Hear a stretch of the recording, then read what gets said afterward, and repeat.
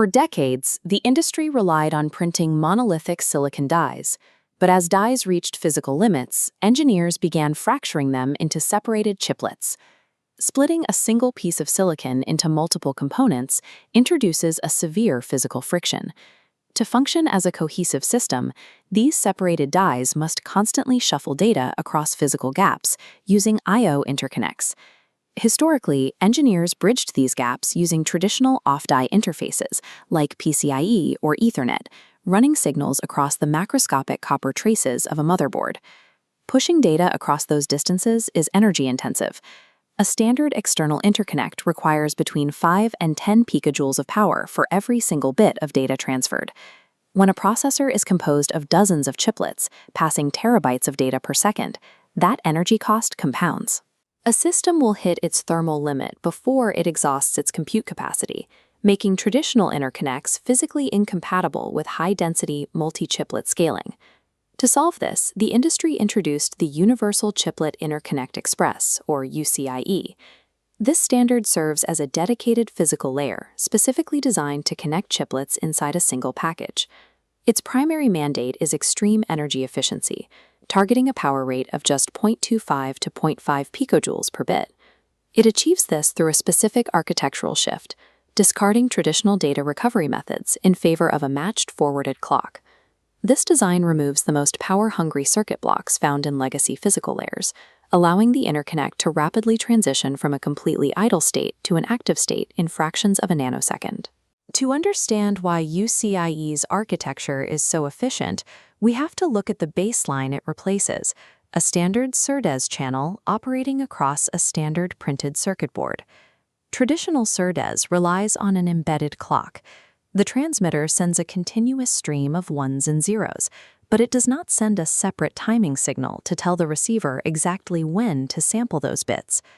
Without a reference clock, the data stream enters a clock data recovery block containing a phase-locked loop. The PLL continuously generates a local waveform, dynamically adjusting its frequency to align with incoming transitions. Motherboard noise causes timing shifts, forcing constant PLL work. Generating that local frequency and continuously analyzing the phase difference is a relentless process that consumes a significant portion of the total I/O power budget. This creates an inherent operational bottleneck. If the system stops sending data to enter a low-power idle state, the PLL loses its reference and drops its lock on the frequency. When traffic resumes, the link cannot simply turn back on. It takes several full microseconds, an eternity in computing time, to reacquire the signal and stabilize the clock before any data can flow. Because the architecture requires continuous clock recovery, designers are forced into a compromise: either burn power, keeping the link active when idle, or accept a microsecond-scale latency penalty to wake it up. Advanced chiplet packages provide a much more stable electrical environment. Signals travel across strictly controlled microscopic distances on a silicon substrate, rather than inches of chaotic copper on a motherboard. This pristine environment makes a different topology viable: the forwarded clock architecture. Instead of hunting for timing within the data, the transmitter sends a dedicated clock signal running parallel with the data lanes. Crucially, this is a matched channel. The routing of the clock traces across the silicon exactly matches the physical length of the data traces. That matching requirement extends inside the silicon itself. Both the transmitter and the receiver strictly match their internal clock paths to their respective data paths. In digital design, timing drift between discrete components is measured in parts per million, or ppm. If the transmitter and receiver clocks drift apart, data gets corrupted. By physically tying the clock and data paths together in the same area of the silicon, both signals experience identical thermal and voltage conditions. This guarantees zero average ppm difference between the transmitter and the receiver. Controlling the physical geometry of the traces on a microscopic scale eliminates the environmental chaos that originally necessitated embedded derived clocks. The immediate result of the matched forwarded clock is the elimination of the continuous recovery overhead. Continuous clock recovery is no longer required.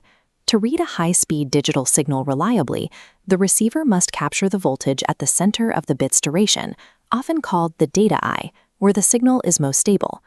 Because clock and data travel identically, The clock's transition edge arrives aligned with the data edge, the wrong place to sample. A delay-locked loop applies a static delay, shifting the clock by half a unit interval so it drops dead center into the data eye. The exact delay needed to hit that center point is established during a one-time sequence when the system first boots up. This initial calibration corrects for microscopic static physical variations, such as duty cycle errors or slight cluster skews within the manufacturing of the chips.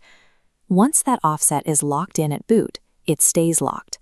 No active phase-locked loop is required to analyze incoming data to find the clock edge in real time.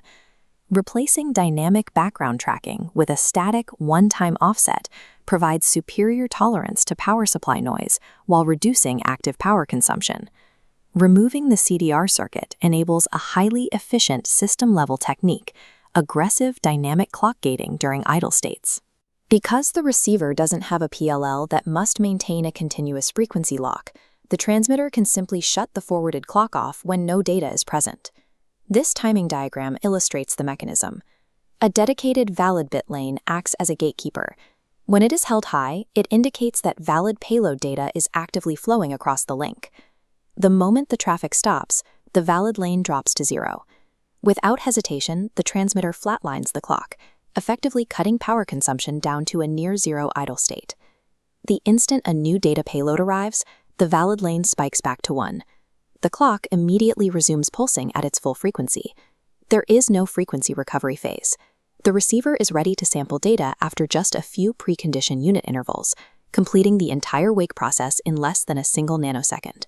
Contrast this with a traditional derived clock, which requires microseconds of training data just to resynchronize before data can be read. By physically separating the clock and removing the lock requirement, pauses in data traffic transition from an inescapable liability into a power-saving asset. Historically, I/O power consumption was largely detached from actual data activity. Traditional links burn energy just to keep the receiver synchronized, even when they are idle. This graph plots bandwidth usage against power consumption. This illustrates the primary metric of the UCIe physical layer, a near-linear relationship between data throughput and energy cost. Because of the sub-nanosecond gating, if a system only requires 10% of its peak bandwidth, it consumes roughly 10% of its maximum link power. This efficiency is a direct result of the packaging environment. Leveraging a tightly controlled silicon substrate gave engineers the physical stability required to switch from embedded to forwarded clocks. Abandoning the power-heavy CDR provides the physical layer foundation needed to make complex, disaggregated chiplet designs physically and economically viable.